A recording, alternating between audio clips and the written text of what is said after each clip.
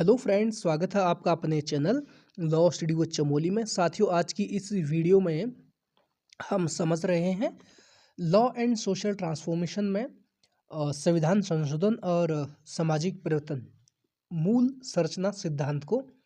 तो बिना देरी के स्टार्ट करते हैं। और उससे पहले अगर आपने इस चैनल को सब्सक्राइब नहीं किया है तो सब्सक्राइब ज़रूर कीजिए, ताकि ऐसी लॉ से रिलेटेड वीडियो आप तक निरंतर पहुंचती रहे।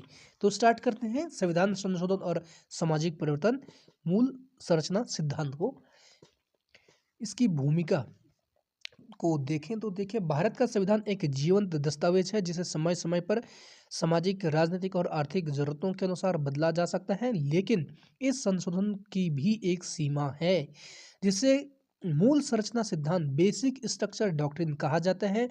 यह सिद्धांत यह सुनिश्चित करता है कि संविधान के कुछ मूलभूत तत्वों को संशोधन के माध्यम से बदला नहीं जा सकता। ठीक।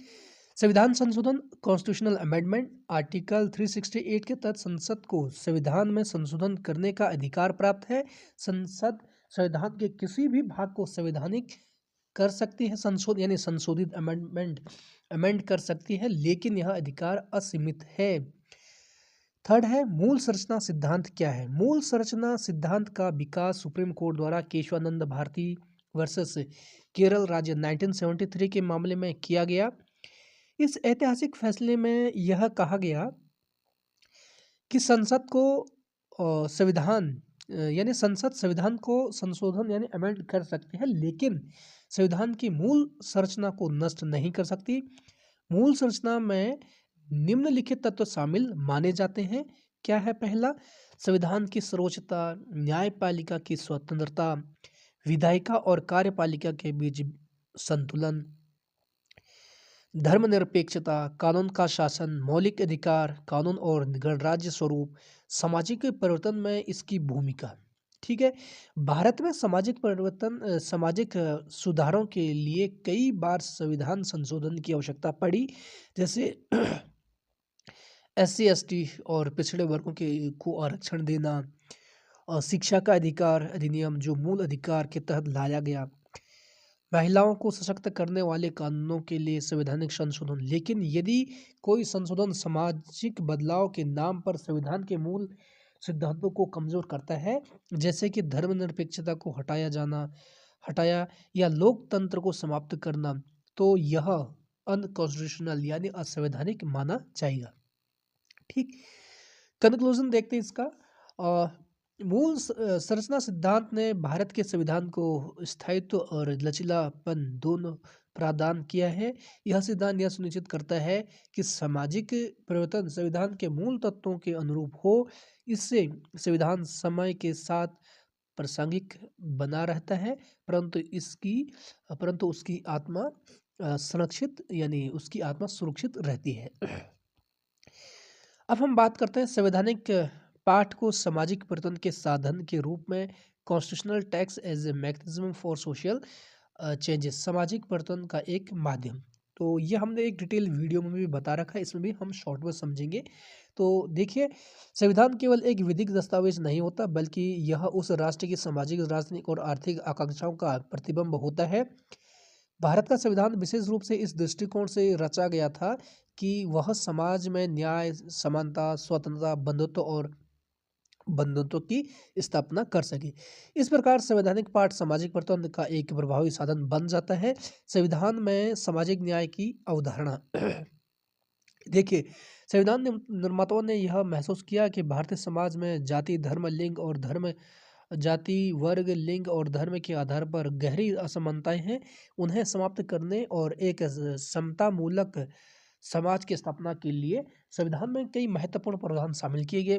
प्रस्तावना, प्रियम्बल प्रायः सामाजिक, आर्थिक, राजनीतिक स्वतंत्रता, समानता और बंधुत्व जैसे मूल्य, मौलिक अधिकार, फंडामेंटल राइट्स, व्यक्तियों को समानता, व्यक्ति की स्वतंत्रता, धर्म की स्वतंत्रता आदि का अधिकार, नैतिक दिशा निर्देश तत्व, डायरेक्टिव प्रिंसिपल और स्टेट पॉलिसी, राज्य को सामाजिक कल्याण के लिए नीति निर्माण के निर्देश।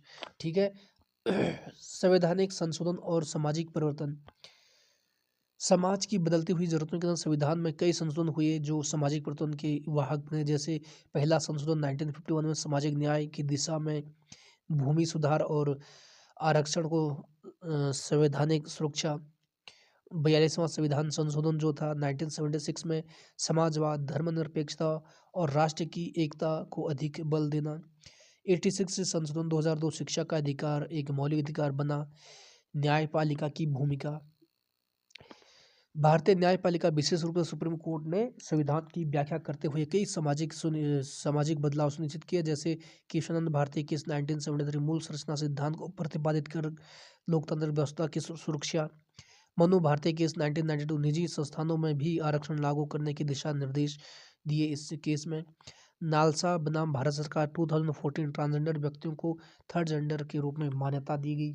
ठीक, इसके कंक्लूजन देखें तो भारतीय संविधान एक ऐसा जीवंत दस्तावेज है जो समय के साथ विकसित हुआ और सामाजिक परिवर्तन का मार्गदर्शक बना। यह न केवल मौलिक अधिकारों और कर्तव्यों के माध्यम से बल्कि नीति निर्देशक सिद्धांतों और न्यायपालिका की सक्रिय भूमिका के जरिए समाज में समानता और न्याय स्थापित करने में सहायक रहा है। इस प्रकार संविधान केवल शासकों के लिए नहीं बल्कि समाज के हर वर्ग के लिए परिवर्तन का एक प्रभावशाली उपकरण है। ठीक, सामाजिक परिवर्तन और शासकीय अंगों की भूमिका देखिए। The role of governmental organs for social transformation में क्या भूमिका है सामाजिक परिवर्तन में शासकीय अंगों की भूमिका। देखिए इसकी भूमिका को समझें पहले तो देखिए भारत जैसे में विविधतापूर्ण और सामाजिक असमानताओं से युक्त देश में सामाजिक परिवर्तन की प्रक्रिया जटिल होती है। संविधान ने इस परिवर्तन को सुचारू और न्याय संगत रूप से सुनिश्चित करने के लिए तीन मुख्य अंगों विधायिका, कार्यपालिका, न्यायपालिका की स्थापना की। ये तीनों मिलकर समाज को एक प्रगतिशील, समतामूलक और न्यायपूर्ण दिशा देने का कार्य करते हैं। ठीक, दूसरा है विधायिका भूमिका। इसकी देखिए विधायिका कानून बनाती है जो सामाजिक परिवर्तन का सबसे प्रभावी साधन है। मुख्य योगदान सामाजिक सुधार कानून, बाल विवाह निषेध अधिनियम, दहेज निषेध अधिनियम, घरेलू हिंसा अधिनियम आदि। आरक्षण कानून अनुसूचित जाति, जनजातियों, पिछड़े वर्गों और अब आर्थिक रूप से कमजोर वर्गों के लिए आरक्षण। शिक्षा और स्वास्थ्य संबंधी कानून जैसे शिक्षा का अधिकार अधिनियम, आरटीई, राष्ट्रीय स्वास्थ्य मिशन इत्यादि। उदाहरण ट्रांसजेंडर व्यक्ति अधिकारों का संरक्षण अधिनियम 2019। कार्यपालिका की भूमिका देखिए सरकार द्वारा कानून और नीतियों को लागू करने का कार्य। यह सामाजिक योजनाओं और कार्यक्रमों के माध्यम से जनता तक सेवाएं पहुंचाती हैं। उनका मुख्य योगदान कल्याणकारी योजनाओं जैसे प्रधानमंत्री आवास योजना, स्वच्छ भारत मिशन, महिला सशक्तिकरण योजनाएं। शिक्षा और रोजगार, skill India, digital India, startup India आदि जैसे कार्यक्रम।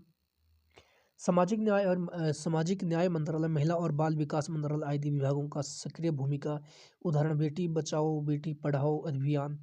न्यायपालिका की भूमिका देखिए कानून की व्याख्या करना और यह सुनिश्चित करना कि कोई भी नीति या कार्य संविधान के विपरीत न हो। न्यायपालिका कई बार सामाजिक न्याय के लिए सक्रिय हस्तक्षेप भी करती है। मुख्य योगदान क्या है जनहित याचिकाओं पीआईएल के माध्यम से सामाजिक मुद्दों को उठाना, संवैधानिक अधिकारों की रक्षा करना।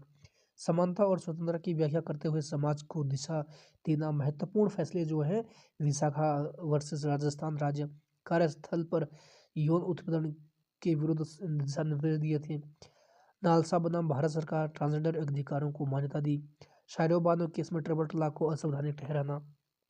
ठीक है, अब इसे कंक्लूजन में देखें तो देखिए विधायिका, कार्यपालिका और न्यायपालिका ये तीनों शासकीय अंग भारत में सामाजिक परिवर्तन के स्तंभ हैं। जहां विधायिका कानून बनाते हैं वहीं कार्यपालिका उसे जमीन पर उतारती है।